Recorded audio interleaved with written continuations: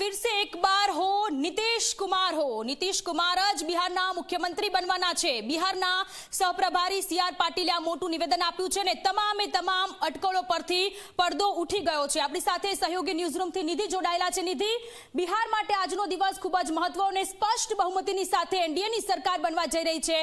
ફરીથી એક વખત નીતિશ કુમાર કે જેઓ મુખ્યમંત્રી બનવાના છે, અત્યારના ટ્રેન્ડ શું ચાલી રહ્યા છે?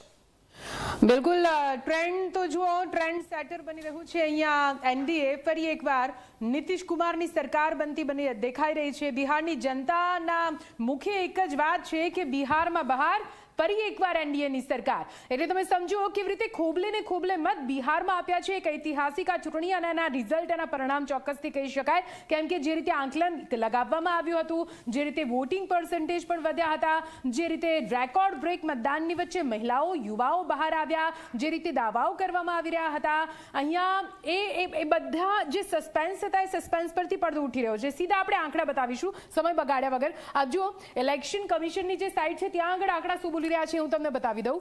બીજેપી 84 જેટલી બેઠકો પર આગળ ચાલી રહી છે।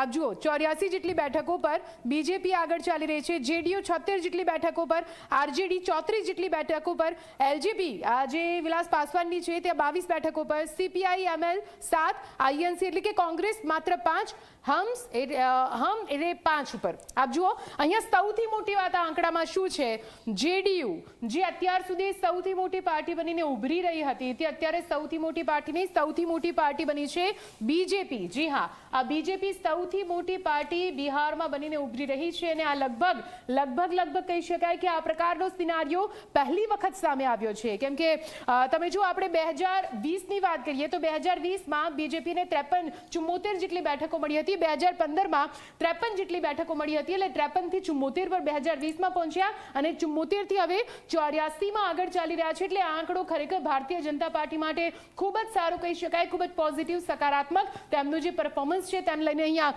બિહારની જનતા ખોબલે ને ખોબલે મત આપી રહી છે। જેડીયુનું આપણે અહીંયા જોયું, જેડીયુ જે ગઈ વખતે 74 જેટલી બેઠકો પર જીત્યું હતું અને સૌથી મોટી પાર્ટી 43 જેટલી બેઠકો પર જીત્યું હતું અને બીજા નંબરની પાર્ટી બન્યું હતું। અહીંયા 76 જેટલી બેઠકો અત્યારે મળી રહી છે। એટલે આપ જો આ મહાગઠબંધનને આખરે કેટલી બેઠક મળી રહી છે। બીજી સૌથી મોટી વાત કહું, આરજેડી લાલુ પ્રસાદ યાદવના પુત્ર જે તેજસ્વી યાદવ અત્યારે ત્યાં મુખ્યમંત્રીના દાવેદાર તેમને બનાવવામાં આવ્યા છતાં પણ તેમની બેઠકો સતત ઘટી રહી છે। 75માંથી 34ની અંદર સમેટાતા દેખાઈ રહ્યા છે। વિલાસ પાસવાનની આજે 22 જેટલી બેઠકો, આ એક મોટું પરિવર્તન કહી શકાય, કેમ કે ગત ઇલેક્શનમાં માત્ર એક જ બેઠક પર ચૂંટણી જીત્યા હતા। આ વખતે લગભગ 29 જેટલી બેઠકો પર એનડીએ તરફથી ગઠબંધન સાથે તેમને ચૂંટણી લડવા માટેનું કહેવામાં આવ્યું। 29 જેટલી બેઠકો પર લડ્યા હતા અને તેમાંથી 22 પર જીતી રહ્યા છે। આંકડો પણ મોટો કહી શકાય। બાકી બધા આંકડા, એમાં કોંગ્રેસની વાત ખૂબ જ મોટી છે કે 5માં એટલે કે સિંગલ ડિજિટમાં સમેટાતી અહીંયા કોંગ્રેસ સામે આવી રહી છે। આ તો આપણે સીટની વાત કરી, આપણે જોતા હોઈએ છીએ સીટ અને એટલે કે બેઠકો જીતવી અને વોટિંગ પર્સન્ટેજ ઘણું બધું ફરક પડી જતો હોય છે। વોટિંગ પર્સન્ટેજની મારે હવે તમને વાત કરવી છે।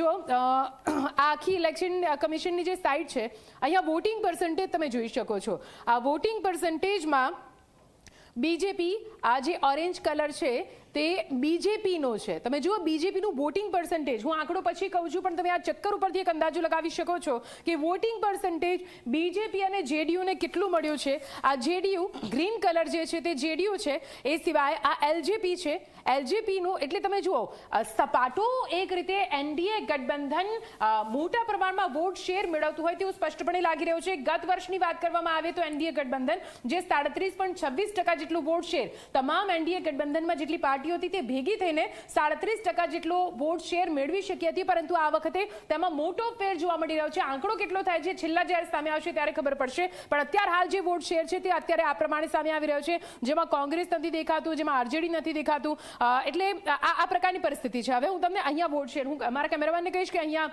ઝૂમ કરે, કેમ કે આ આંકડો ખૂબ જ મહત્વપૂર્ણ થઈ જાય છે। આ આંકડા સમજવા ખૂબ જ મહત્વપૂર્ણ થઈ જાય છે। આ બીજેપી છે, આ બીજેપીને તમે જો, બીજેપીનો અત્યારે હાલનો વોટ શેર છે 21.51, 21.51% વોટ શેર અત્યારે હાલનો છે। ગત ચૂંટણીની વાત કરવામાં આવે 2020ની, 2020માં 19. 46% જેટલો વોટ શેર મળ્યો હતો. 19 પરથી 21માં, કદાચ તમને આ મારા અહીંયા જે અક્ષર છે વંચાશે નહીં, પણ 19 માંથી 21% પર અત્યારે હાલ વોટ શેર પહોંચ્યો છે. એટલે તમે જુઓ લગભગ 2 થી 3% ફરક પડ્યો છે, પણ તેમાં સીટમાં કેટલો બાઉન્સ આવી ચૂક્યો છે. હવે આપણે જેડીયુની વાત કરીશું. જેડીયુમાં 18.16% જેટલો વોટ શેર છે. અહીંયા જુઓ, આ જેડીયુનો 18.86% જેટલો વોટ શેર છે.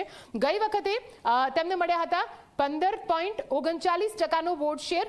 ગત ઇલેક્શનમાં એમને મળ્યા હતા 2020ની ચૂંટણીમાં, તેમાં પણ એમને લગભગ 3 થી 3.5% વધારો થઈ રહ્યો છે.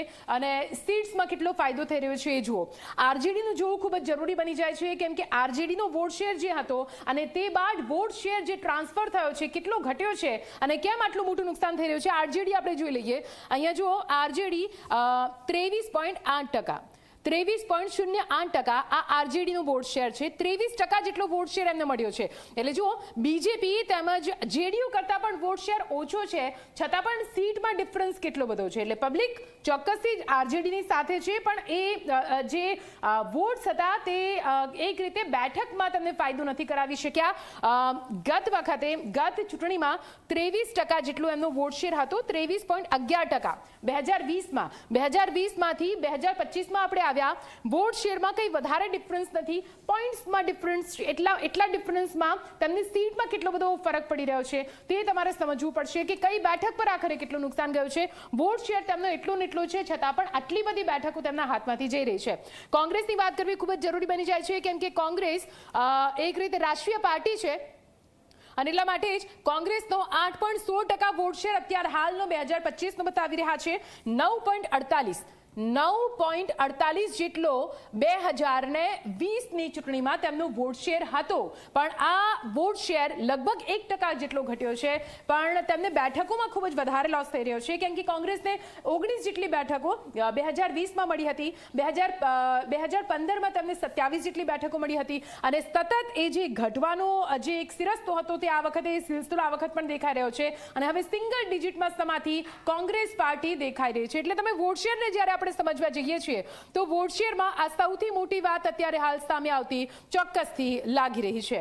એટલે આપણે સમજવું પડશે કે આખરે સોનલ વોટ શેર કેવી રીતે અહીંયા મોટો જે ફરક છે તે બતાવતું હોય છે અને બેઠકોમાં આખરે કેટલો ડિફરન્સ હોય છે. જો કે હવે ચિત્ર સ્પષ્ટ થઈ ચૂક્યું છે કે બિહારમાં બહાર છે, એનડીએની સરકાર ફરી એકવાર ત્યાં બની રહી છે.